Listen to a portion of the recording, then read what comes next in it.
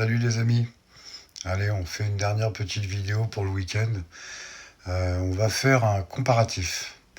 On va se faire un CP300 Snowpeak vs le GS50. Je vais vous donner mon avis et même un conseil sur un achat si vous voulez faire un achat pas trop cher et les différences qu'il y a entre les deux tant en prix qu'en efficacité et en régularité. Donc voilà, cette vidéo s'adresse surtout à des gens qui n'ont pas trop de portefeuille, pas trop d'argent et qui aimeraient avoir quelque chose de fiable, qui fonctionne bien. Donc voilà, je vous ai fait un petit explicatif. En même temps, je vous ai un peu expliqué les bouteilles de CO2, le mode de fonctionnement, euh, entre le point critique, super critique et le moment où la capsule peut éclater. Donc voilà, c'est une petite vidéo, vite fait, bien fait.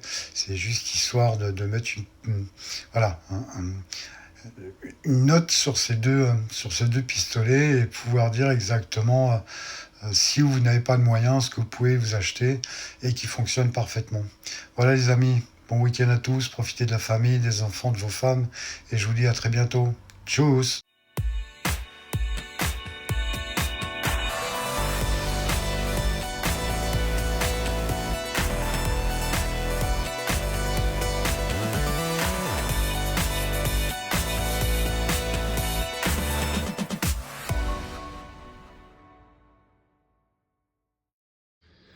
Salut les amis. Bon, je fais quand même une dernière petite vidéo. J'ai profité que la famille est un petit peu partie se promener dans la forêt pour effectuer des tirs avec ce GS50. Donc voilà, moi je l'ai amené avec des billes rubber steel ball en calibre 12,70. Je l'ai emmené à 15 joules. Je pense qu'avec des titans, on peut peut-être avoisiner les 16, ou je dirais 16 avec des RBI. Mais à mon avis, les titans, ça va être un petit peu trop lourd, mais avec des RBI, on devrait être pas loin des 16 joules. Il faut savoir que ce pistolet, vous irez pas plus loin avec, hein. Je vous arrête net, il n'y a pas de possibilité d'upgrader, il n'y a pas possibilité de changer les canons. Les valves, ça se touche pas, ça se retouche pas, il n'y a rien à retoucher là-dessus. Voilà. Il est donné comme ça, 15-16 joules maximum, et vous n'irez pas plus loin avec. Donc c'est bon à savoir que ce pistolet vaut 145 euros actuellement. 145 euros pour celui-là. Sans la mallette, sans les billes, sans le gaz, sans rien. 145 euros. Une deuxième chose, c'est que ce type de pistolet, vous ne pouvez pas vous amuser à le laisser charger avec des billes dans le chargeur ici. Parce que le chargeur, c'est un ressort. Et que si vous laissez des billes en tension serré, le ressort serré pendant 6 mois, 8 mois, 9 mois, 10 mois, le ressort il va se dézinguer, il va finir par plus avoir de force et il éjectera plus à un moment donné les billes dans le canon. Donc ça, c'est pas possible à faire. Il faut de temps en temps, obligatoirement, tous les mois, enlever pendant 15 jours, laisser le ressort se détendre et après vous pourrez mettre des billes. Donc il y a cette petite contrainte qui est là. Maintenant, effectivement, c'est un pistolet. Il est petit, il ressemble beaucoup à un Glock. Moi, je le trouve mignon. J'aime bien. J'aime bien tirer des canettes avec. J'aime bien faire du plinking, dégommer des packs de lait, dégommer des bouteilles en verre, j'aime bien. Mais voilà, ça s'arrête là. La portée, c'est 8 mètres. Allez, 10 grands maximum. Et c'est pas la peine d'aller chercher plus loin. Donc, en arme de défense, si vous avez quelqu'un qui a une doudoune sur lui, il va falloir lui tirer dans les jambes, dans la cuisse, parce que la doudoune, là, il n'y a pas assez d'impact, ça ne sera pas assez violent à mon avis. Donc voilà, ça c'est pour ce fameux GS50, même aussi mignon qu'il soit, c'est 145 euros et vous serez limité dans la possibilité de le grader, il n'y aura pas de possibilité, à part mettre quelques billes un peu plus lourdes et encore jusqu'à la limite où quand elles vont être trop lourdes, ça va être l'effet inverse. Alors vous n'allez plus avoir de mètres par seconde et du coup vous allez avoir un effet inverse. Donc voilà, celui-là il est bien, je pense, avec des rubber steel ball. On est dans les 105 mètres secondes. Donc voilà, c'est du 15 joules, il est donné 14, vous allez arriver à aller à 15, 16 grand max avec des RBI, ça ira pas plus loin. Donc ça, c'est donc pour le GS. C'est les armes qu'Olivier m'a données. Maintenant, vous avez celui-là, le Snow Peak. Alors le Snow Peak, déjà, il a un avantage par rapport, et tout de suite, je vais le dire, par rapport au GS, c'est que lui, il n'a pas de ressort. C'est-à-dire que vous pouvez mettre des billes dans le barillet, elles restent dans le barillet, vous mettez une capsule, vous le laissez dans votre tiroir, 6 mois, 1 an, 5 ans, 10 ans si vous voulez, le CO2, ça périme pas, ça bouge pas, et les billes, elles seront dans le barillet, elles bougeront pas. Donc ça, c'est quand même un gros avantage parce que l'arme est toujours prête à pouvoir fonctionner dans un cas de légitime défense ou d'extrême nécessité.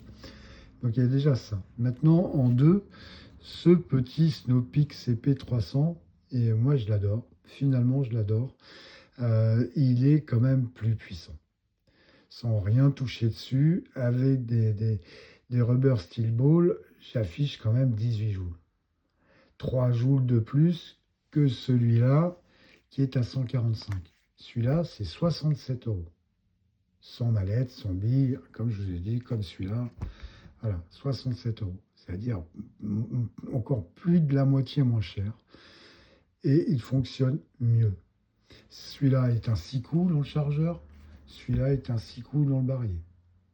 Celui-là, il vous donne 2 chargeurs dans la boîte. Celui-là, il vous donne 2 barillet dans la boîte. Donc, vous voyez, il y a ça. En plus, il y a un autre avantage sur le CP, sur le CP300, c'est que c'est comme un HDR. Les pièces d'HDR, de débridage pour le HDR, elles se mettent dessus. Donc vous pouvez encore l'upgrader un petit peu. Au niveau de la valve, on peut mettre une tige plus courte à un certain endroit et vous allez à peu près gagner 6 joules à peu près supplémentaires. Donc ça veut dire que j'étais presque à 20 joules avec des titans. On peut avoisiner les 25-26 joules avec celui-là en l'upgradant légèrement. Donc ça, il faut le savoir, que ce Snow Peak CP300 est terriblement efficace. Il est très bien pour 67 € et franchement, si vous n'avez pas beaucoup de moyens, pas beaucoup d'argent, c'est celui-là que je vous conseille. Parce que c'est le moins cher du marché actuellement et franchement, il assure un max. Donc voilà les différences par rapport au prix. Pour vous expliquer que ce n'est pas parce que le prix est bas, forcément le pistolet, il est moins bon. Les armuriers, par exemple, quand ils vous mettent en vente le Snow Peak CP300 normal à 67 €, ils ne vont pas vous dire qu'il est capable d'aller à 19-20 joules. Donc vous imaginez bien que vous allez l'acheter tout de suite. Donc, il le donne à 13 joules, mais il faut savoir qu'il le donne à 13 joules parce qu'il est testé à 13 joules avec des billes qui font 1,3 g. Des rubber steel balls, ça fait 2,6 g. Voilà pourquoi on peut passer de 13 joules à 19 joules sans problème. Tandis que celui-là, vous allez être limité. Même des titans, vous allez être limité. Donc, en fait, c'est juste de la com dans les armureries. Si vous ne connaissez pas dès le départ un petit peu le pétard, comment il fonctionne, vous ne connaissez pas un peu les armes, ou vous n'avez pas quelqu'un qui peut vous guider réellement sur votre choix, vous allez vous faire avoir à coup sûr. C'est ce qui arrive à Olivier. Olivier, il a acheté celui-là, il a testé en hiver avec des billes légères et il a tapé 6 joules. C'est ce que j'ai discuté avec Laurent. Et Laurent de chez Shoot Avenue m'a dit, s'il a tapé des billes d'1,3 g ou 1,1 g et qu'il l'a essayé quand il faisait froid, 6 joules, 7 joules, c'est normal. C'est normal. Donc, voilà le truc. Celui-là, s'il fait froid, vous allez quand même arriver à 13 joules, 11 joules, 12 joules à peu près. Allez, on va pas dire 13, mais on va dire 11-12 joules pour être un peu plus précis. Donc vous voyez, là encore, on double la puissance, même en période d'hiver, on double la puissance. Maintenant, il y a des façons de contrer tout ça. Quand vous êtes en période hivernale, vous mettez toujours une capsule de CO2 dans une poche de pantalon. Ça prend pas trop de place et ça chauffe la température corporelle. Ça permet de contrer un peu le froid qu'il peut y avoir en température extérieure. Et ne laissez pas le pétard traîner dans le jardin quand il fait 10 degrés, 14 degrés, parce que le refroidissement de l'arme compte aussi. Si votre arme est froide, forcément, vous avez claqué une capsule dedans, vous allez peut-être, même si elle est dans votre poche, ça va le monter un peu en température, mais pas tant que ça. Donc l'arbre doit toujours être à température dans l'appartement, pas dehors dans le jardin quand il fait froid. Et une ou deux capsules dans les poches, ça peut toujours servir. Après, vous allez me dire, ouais, mais la capsule, elle peut me péter dans les poches. Aucun risque. Une capsule de CO2, ça éclate à partir de 50 degrés. C'est pas compliqué. Les capsules, c'est comme ça. 14 degrés, vous avez 55 bars. Et jusqu'à 31 degrés, vous augmentez de 1,5 bar par degré. À partir de 31 degrés, bon, ça s'appelle le point critique. Là, il y a plus de gaz, il y a plus d'air que de gaz, enfin plus de gaz que de liquide très exactement. Et là, vous êtes à 74,13 bars. Et à partir d'un degré supplémentaire, vous augmentez de 3 bars par degré qui monte.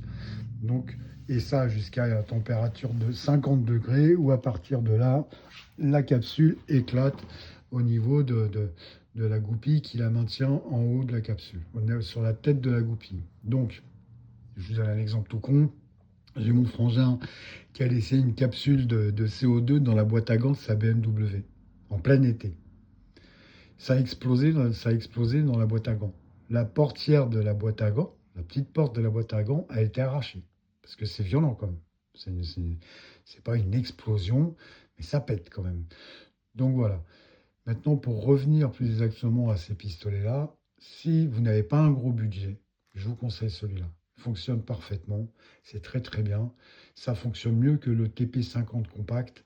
C'est mieux parce que vous pouvez laisser le flingue, vous pouvez laisser le pistolet, le revolver dans votre tiroir. Les billes sont dans le chargeur, enfin sont dans le barillet et ça reste dedans. Donc, il n'y a pas de tension de ressort, il n'y a pas d'entretien à faire. Et sincèrement, Snowpeak, renseignez-vous dans le PCP. Snowpeak, c'est une référence, hein.